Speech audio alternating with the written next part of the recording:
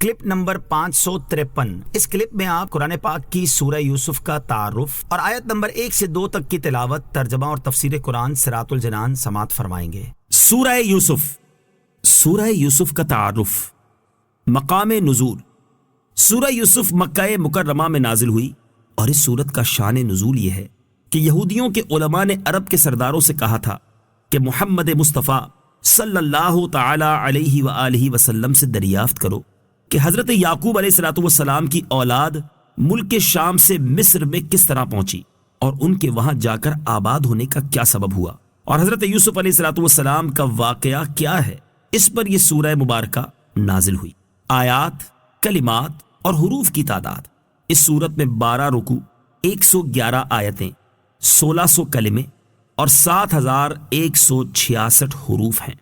یوسف نام رکھنے کی وجہ: اس صورت میں اللہ تعالیٰ کے نبی حضرت یوسف علیہ نبینا علیہ السلام کے حالات زندگی اور ان کی سیرت مبارکہ کو تفصیل کے ساتھ بیان کیا گیا ہے۔ اس مناسبت سے اس سورت کا نام سورہ یوسف رکھا گیا۔ سورہ یوسف کے بارے میں احادیث: حضرت عبداللہ ابن عباس رضی اللہ تعالی عنہما فرماتے ہیں، ایک دن یہودیوں کے علماء میں سے ایک عالم جو کہ تورات کا قاری تھا، حضور پرنور صلی اللہ تعالی علیہ وسلم کی بارگاہ میں حاضر ہوا۔ اس وقت نبی کریم علیہ السلام سورہ یوسف کی تلاوت فرما رہے تھے۔ اس عالم نے سورہ یوسف سن کر عرض کی، اے محمد صلی اللہ تعالی علیہ وسلم، آپ کو یہ سورت کس نے سکھائی ہے؟ ارشاد فرمایا، اللہ تعالیٰ نے مجھے یہ سورت سکھائی ہے۔ وہ یہودی عالم نبی پاک علیہ السلام کا ارشاد سن کر بہت حیران ہوا اور یہودیوں کے پاس آ کر ان سے کہنے لگا، کیا تم جانتے ہو، خدا کی قسم محمد صلی اللہ تعالی علیہ وسلم قرآن مجید میں ان باتوں کی تلاوت کرتے ہیں جو تورات میں نازل کی گئی ہیں۔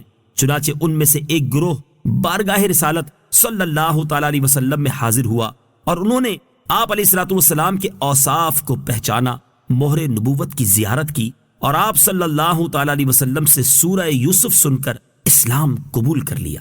سورہ یوسف کے مضامین: اس سورت کا مرکزی مضمون یہ ہے کہ اس میں نبی کریم علیہ السلام کی نبوت کی دلیل کے طور پر حضرت یوسف علیہ السلام کے حالات زندگی تفصیل کے ساتھ بیان کیے گئے ہیں۔ اس کے علاوہ اس سورت میں یہ مضامین بیان ہوئے ہیں: نمبر 1، قرآن مجید کا بہترین قصہ بیان کیا گیا۔ نمبر 2، حضرت یوسف علیہ السلام کے واقعے میں یہودیوں کے لیے نبی کریم علیہ السلام کی نبوت کی نشانیاں ہیں۔ نمبر 3، تاجدار رسالت صلی اللہ تعالی علیہ وآلہ وسلم سے پہلے جتنے انبیاء کرام علیہ السلام دنیا میں تشریف لائے سب مرد ہی تھے، کسی عورت کو نبوت نہیں ملی۔ نمبر 4، انبیاء کرام علیہ السلام اور ان کی قوموں کے واقعات میں عقل مندوں کے لیے عبرت اور نصیحت ہے۔ نمبر 5، اس سورت کے آخر میں قرآن مجید کے اوصاف بیان کیے گئے کہ یہ سابقہ آسمانی کتابوں کی تصدیق کرتا ہے۔ اس میں ہر چیز کا مفصل بیان ہے اور یہ مسلمانوں کے لیے ہدایت اور رحمت ہے۔ بسم اللہ الرحمن الرحیم۔ اللہ کے نام سے شروع جو نہایت مہربان رحمت والا ہے۔ الف لام را تلک آیات الکتاب المبین۔ ترجمہ: الف لام را، یہ روشن کتاب کی آیتیں ہیں۔ تلکا، یہ تفسیر صراط الجنان میں ہے، یعنی اس صورت میں جو آیات بیان ہوئیں یہ روشن کتاب یعنی قرآن مجید کی آیتیں ہیں۔ مبین کا معنی ہے روشن و ظاہر کر دینے والی۔ قرآن پاک کا مبین ہونا یوں ہے کہ اس کا اپنی مثل لانے سے عاجز کر دینے والا ہونا ظاہر ہے، نیز اس کا اللہ تعالیٰ کی طرف سے ہونا واضح ہے، نیز اس کے معنی روشن اور واضح ہیں کہ قرآنی آیات کے معنی اہل علم سے پوشیدہ نہیں، نیز اس قرآن میں حلال و حرام، حدود و تعزیرات کے احکام صاف بیان فرمائے گئے ہیں۔ اور ایک قول یہ ہے کہ اس میں سابقہ امتوں، ان کے نبیوں اور رسولوں علیہ السلام کے احوال روشن طور پر مذکور ہیں، اور اس میں حق و باطل کو ممتاز کر دیا گیا ہے۔ اِنَّا أَنزَلْنَاهُ قُرْآنًا عَرَبِيًّا لَعَلَّكُمْ تَعْقِلُونَ۔ ترجمہ: بے شک ہم نے اس قرآن کو عربی نازل فرمایا تاکہ تم سمجھو۔ اِنَّا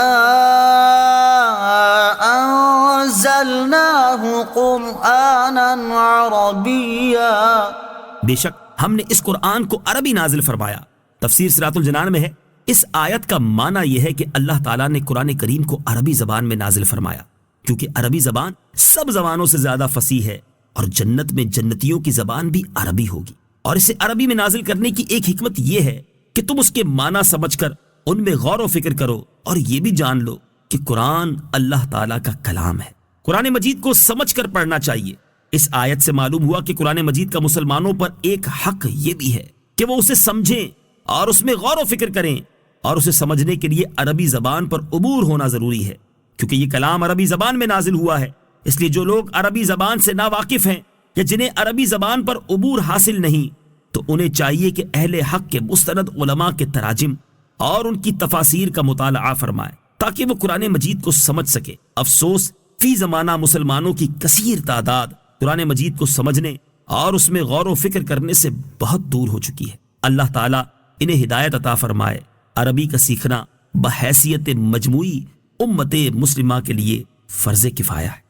صلو علی الحبیب صلی اللہ تعالی علی محمد صلی اللہ تعالی علیہ وسلم۔ مجھے اپنی اور ساری دنیا کی لوگوں کی اصلاح کی کوشش کرنی ہے انشاءاللہ عز و جل۔